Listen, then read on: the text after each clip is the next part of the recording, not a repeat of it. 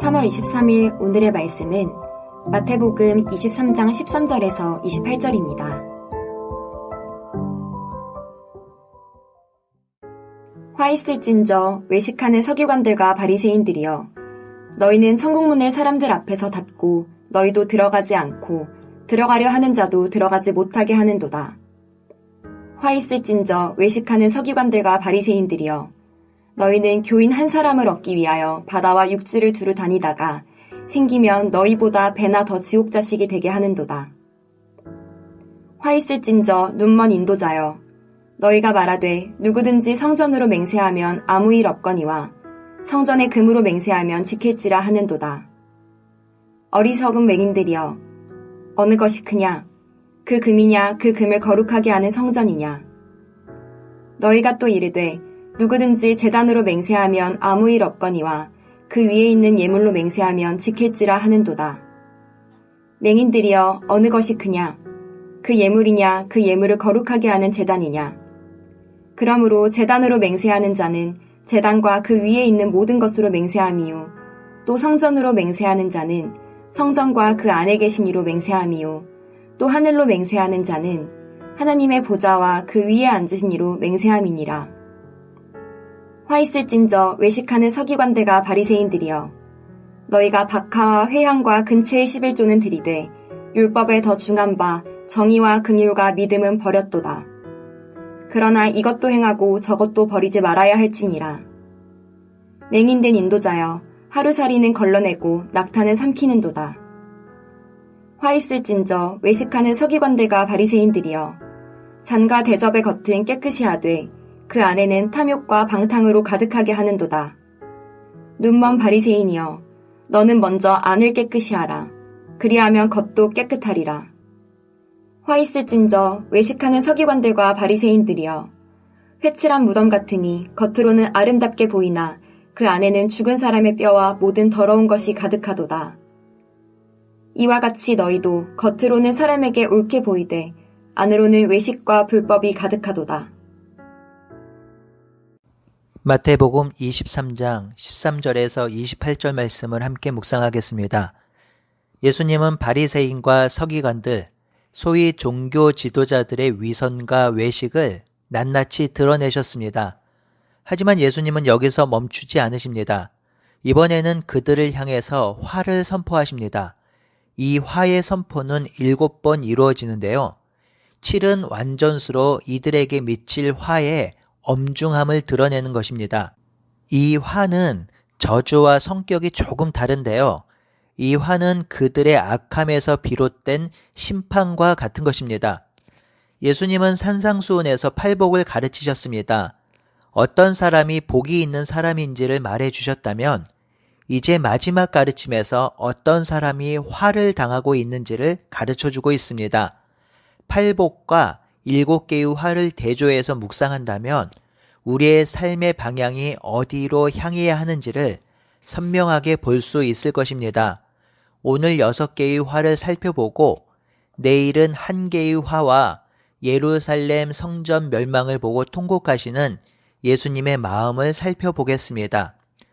바리새인과 서기관을 향한 첫 번째 화입니다.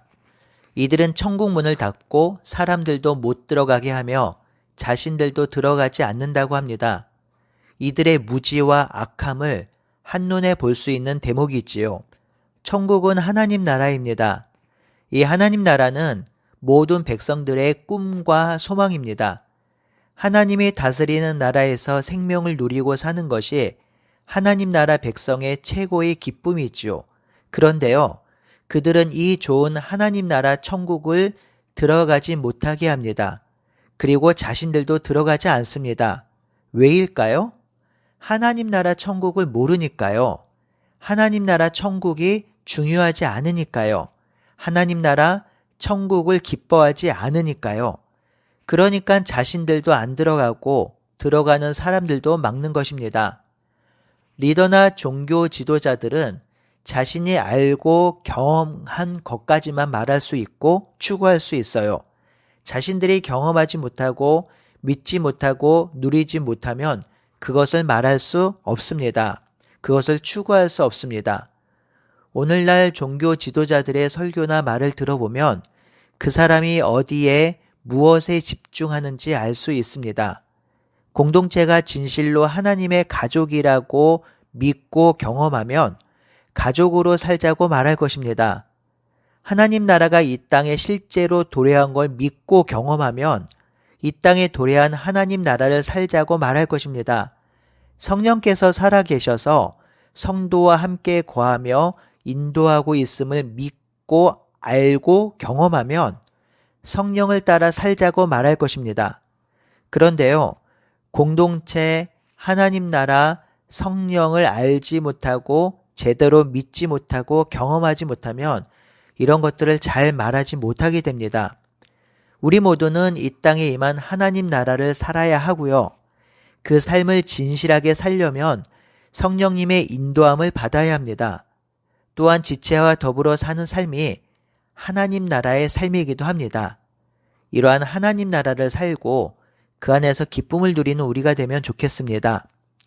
외식하는 서기관들과 바리새인들을 향한 두 번째 화입니다. 그들은 교인 한 사람을 만들기 위해서 바다와 육지를 두루 다니다가 그들이 교인이 되면 배나 더 지옥 자식이 되게 한다고 하지요. 이는 종교 지도자들이 백성들을 유대인으로 개종하기 위해서 얼마나 혈안이 되어 있는지를 말하고 있습니다. 그렇게 해서 유대교로 개종시키면 그들은 오히려 악한 사탄의 자녀로 만들어 버린다는 것이죠. 오늘날 이단이나 사이비 종파에서 하는 행동입니다. 그들의 포교 활동은 우리의 상상을 뛰어넘습니다. 그리고 그들은 어떻게 해서든지 많은 사람들을 개종시킵니다. 하지만 그들은 그렇게 개종한 이후에 자신들의 가르침만 받는 사람들로 만들어버립니다.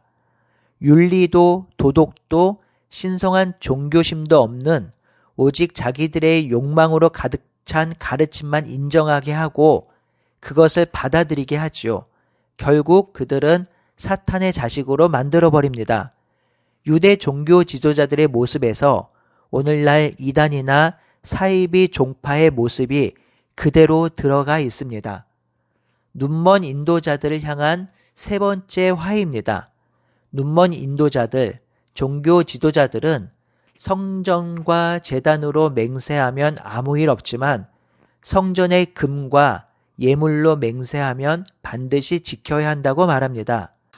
이는 맹세를 하고 지키는 것을 예물의 차이를 두었단 말이며 또한 예물에 따라 구속력이 있는 맹세와 구속력이 없는 맹세를 구분했단 말이죠. 또한 맹세하는 행위에 따라 구속력이 있는 맹세와 구속력이 없는 맹세를 구분하기도 했습니다.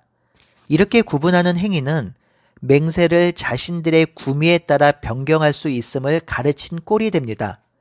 맹세를 하면 반드시 지켜야 하지요.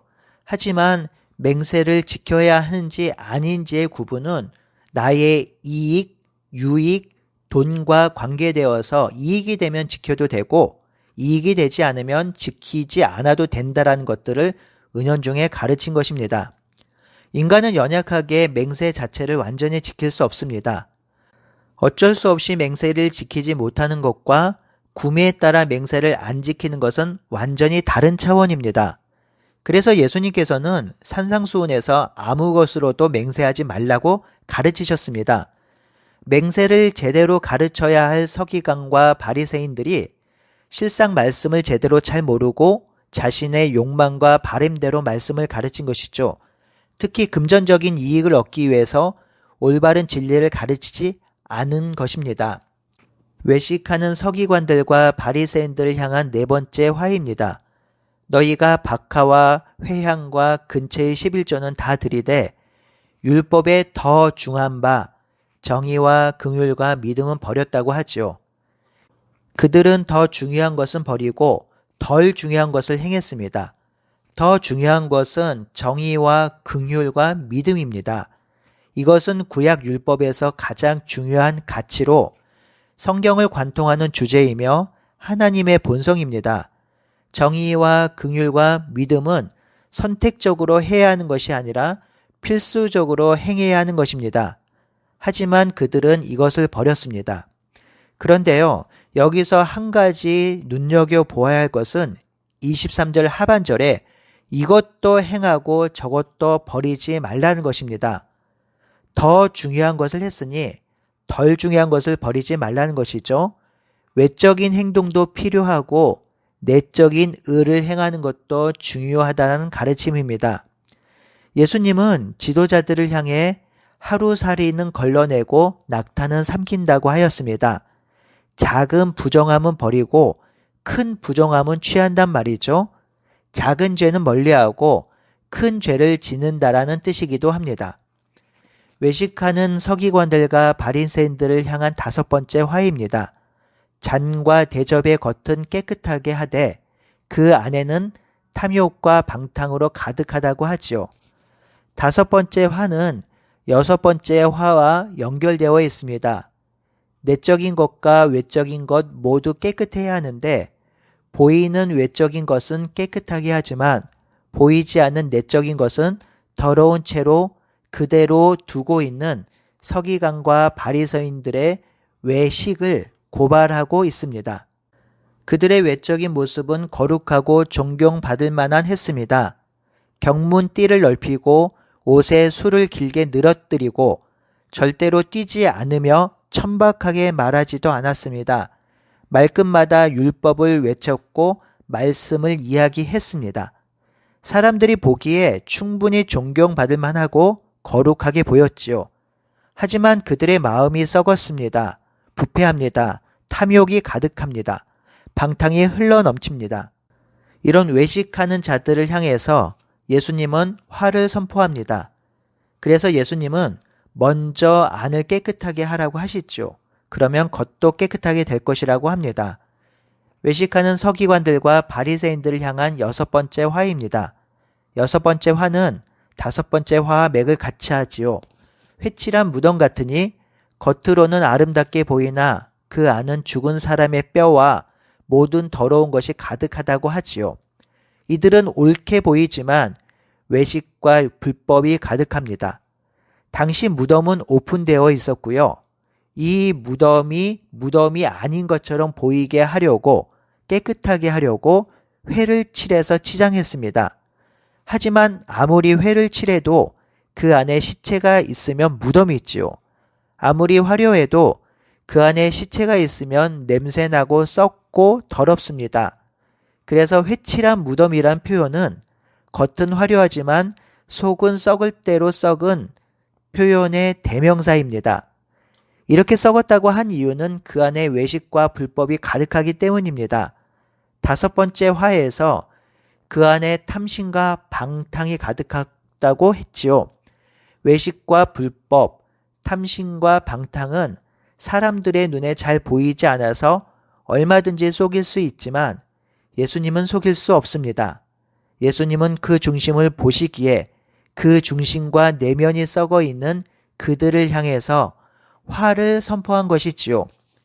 우리는 보이는 모습에 더 집중하는 경향이 있습니다.